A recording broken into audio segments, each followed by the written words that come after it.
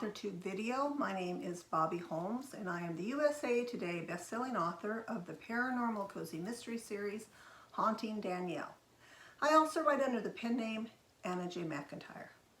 Well, it's been almost a month since I posted a writing, publishing, self-publishing video, and that is because I have been really busy writing my current book. I just sent off The Ghost of a Memory. It is the 25th book in my Haunting Danielle series. I just sent it off to the editor, and so while I have a couple of days, I thought I would make a video for self-publishing and writing, and here it is. So after you write your book, what then? Now, if you are a trade published author, you probably have different steps that you take, different than what a self-published writer does. And the reason is because we have to hire our own editors, we have to handle our own editing process. We don't have a publisher telling us what we can or can't do, or an editor that's tied to the publisher that we have to, kind of work with them. So we end up hiring our own people and making our own decisions that way, which may be good decisions or bad decisions. But a self-published author is a business owner. And like all business owners, we operate our businesses differently. So how I operate my self-publishing business may be totally different how another author operates theirs. So for me, when I finish a book, then it goes through an extensive editing process. And what I normally do is I go through the book several times. I listen to it by playing it on the text to audio option on my Scrivener, also on Word. I then put it through a program. For the one I'm using currently is Pro Writing Aid, and then that catches different things for me to correct. And after I go through it extensively and listen to it several times, I send it off to my first round of beta readers, and then they give me feedback. I make more changes, I listen to it again, and I send it off to the editor. And that's where it is right now. So that's why I decided to make a video right now, because I have a little bit of free time. So after my book goes off to the editor, what do I do next? For me, I get my next pre-order together. I have a cover made, I come up with the title, I come up with the basic storyline. Normally when I'm writing a book, as I'm finishing it, usually an idea for the next book comes to me, and so I jot down notes. So I have already, as I've sent the book off to the editor, I already have my cover, I already am getting together my blurb for my new book. And so in a couple days before the book comes back from the editor, I will have a brand new pre-order uploaded. And one of the reasons why I like to get the pre-order uploaded now is when I do my final book, I put a link to that product page from the pre-order in the very back of the book that I'm just going to get ready to release. And then that way the readers, when they read that book, they'll have the link for the pre-order, and hopefully they'll pre-order the next book. So that's one of the things I'm doing while the book is at the editor, because I can't really work on the book that I'm getting ready to release right now because the editor has it. So that's what I'm doing, and then I'm also making this film. So that's another thing that I'm doing right now. So what do I do when I get the book back from the editor? Well, first let me say that when I send it to the editor, I send it in a Word document. Even though I write in Scrivener, I send my document to be edited in a Word document, because then the editor can use the tracking changes. And so when I get it back from the editor, I look through it and I either reject or accept the changes that the editor has made. After I do that, I create an ebook file that I send off to all my last round of beta readers, and that's about a dozen beta readers. They then read the book and look for anything that one of us along the way might have overlooked. While they are doing that, I am again reading the Word document, but I am doing it using the text to voice feature within Word. And so I'm visually reading it, but I'm also listening to the little robot voice read it along with me. And that helps me catch things that I would miss if I just did a sight reading of it. So when the beta readers get back to me and I've caught anything that I've caught, or they've made any suggestions that I change, I then create a new ebook file that I'm going to be uploading at all the different ebook sites.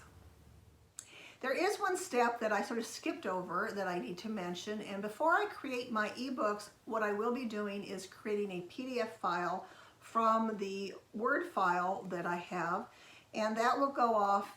I will email it to my agent, and my agent will in turn send it off to Tantra Media. Now, I am not self-publishing any of my audiobooks. Tantra Media purchased the rights for the first 26 books in my Haunting Danielle series, and this is book 25. So I need to get that PDF of the book off to them so they can start producing the audiobook. When I create my ebooks, I do them in vellum. I like vellum because it's just a lot easier to do. And it doesn't take that long. It only takes me a couple of hours. I usually have chapter images, chapter headers of the windows that are in my house. I put in the top of each chapter. That's one of the things that I do. And since I am white, I'm not in the Kindle Unlimited. So my books, I have to then take those files and upload them to all the different vendors that I sell out, like which would be Amazon, Barnes & Noble, Google, Kobo, iTunes, Smashwords. So I go ahead and go to each one of those sites and then have to upload in all those different venues. And because I have already set up my pre-orders, normally most of the information is already at the different vendors. I just have to upload my final file. So that's one of the things that I'm going to be doing for all the different vendors for this current pre-order, is setting up the ebooks. And then later on, when that book is done, then it'll be a bit easier for me to upload those documents, because a lot of that information will already be there, such as the description of the book and the book cover, that kind of information. After I do my ebooks, I then start formatting my paperbacks. Once again, I do this in vellum. I used to do everything manually. Vellum makes it so much easier. But I have to have ISBN numbers. Now, I publish actually 4 different paperback books. I do a large print version and I do a regular print. And I do one of each of these at Amazon's, the KDP site, and I do one of each of these at Ingram Sparks, because they're both a little bit different.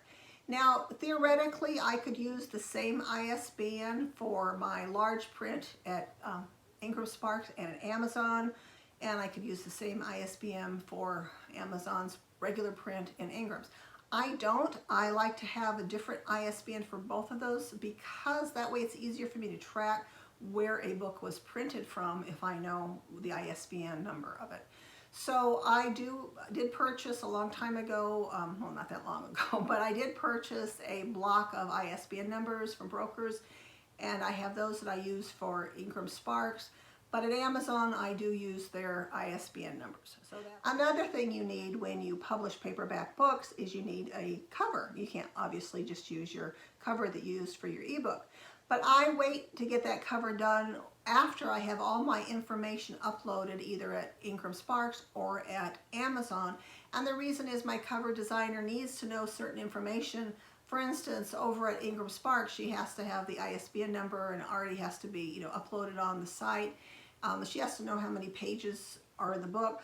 All of that will determine how large, like, the spine of the book will be. So it's important for her to have that information. So I load all the information up at Amazon and then at Ingram Sparks, and then I let her know what the ISBN numbers are over at Ingram's, and I let her know the page number, and I also have to let her know the color of paper, because if you use like a cream color paper or a white color paper, that actually changes the size of your book. And you can't use the same paperback cover at Ingram that you do at Amazon. They're slightly different sizes. So actually I end up having to get 4 different paperback covers. So that's one of the things that you have to be prepared for. After I get all of my ebooks and my paperbacks uploaded and ready to go live, I then have to upload my different social media banners. My banner for my blog site, for Twitter, and for my author page over in Facebook, they all have, it looks like a bulletin board, and then I always have a little thing about, when the next book is coming and which book is live. So I have to update that to say that the new book is live and so forth, and make that more of an updated banner. So that's one of the things on my to-do list, is to update all my social media banners. I also have to go on my robeth.net website, which is my publishing website, and make sure that the product page for that new book is updated. So that's another job that I have to do. I have to make sure that there's the buy links on there for all the different vendors, so somebody can go on there and click the different buy links. So that's one of the things I have to do too. So it's the website that I'm updating, all the social media banners. And then of course I have to, send out a newsletter when the book goes live to let all, my readers know that it's out there, and make sure that I have enough posts on the different social media sites, to inform the people that the book is live. After my book goes live, the last thing that I do that's on my to-do list anyway has to do with registering my copyright. Now, technically speaking, they say you don't really have to register your copyright, because when you create something, you are automatically protected. Unfortunately, you are also limited in the scope of your protection if you don't register your copyright. For example, there's certain, if somebody infringes, there's only, certain penalties that you can, get against them if you haven't registered your copyright. And then what happens if they try to prove that they have the copyright and you don't, and then you have to go to battle, and it'd be a lot better if you already had it registered, then you could prove that it's yours. Another thing is, over at Amazon, every once in a while, I've heard different authors, they'll get, notices from Amazon. I don't know, it may happen at the other vendors too, where they want to know if you really have the rights to publish whatever you're publishing. And it helps to have the registered copyright that you can send them.